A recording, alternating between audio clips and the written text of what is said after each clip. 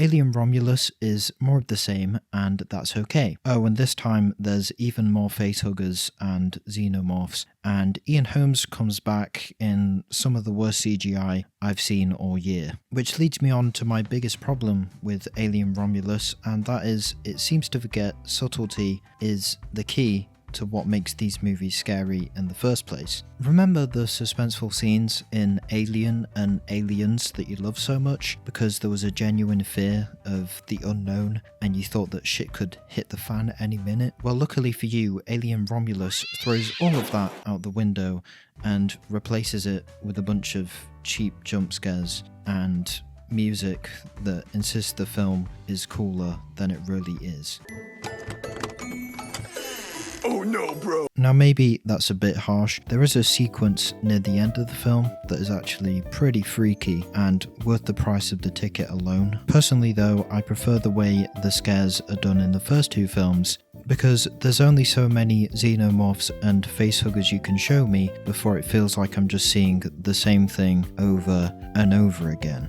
Speaking of which, Alien Romulus follows the same story formula as the first two films. The story follows a group of explorers from a new colony in the alien universe that stumble upon an abandoned spaceship and things don't go as expected. And honestly, I don't mind this similar structure because it was so fun the first two times, but what I do mind is the characters and conflict, which are nowhere near as engaging as Alien and Aliens. Let's just say I'm sitting here now recording this video and I can't remember a single person's name besides Andy because he gets bullied a lot and he's an android, so I guess he was memorable. But the point remains, the characters in Alien Romulus are mainly there to get destroyed by xenomorphs and facehuggers. Despite my problems with the characters, Alien Romulus really excels at the practical effects and sound design. You can tell that the director of this film really understands the source material. Watching this in a cinema and hearing all the little blips and beeps of the space station and taking us back into the alien world is just great, and the film looks amazing.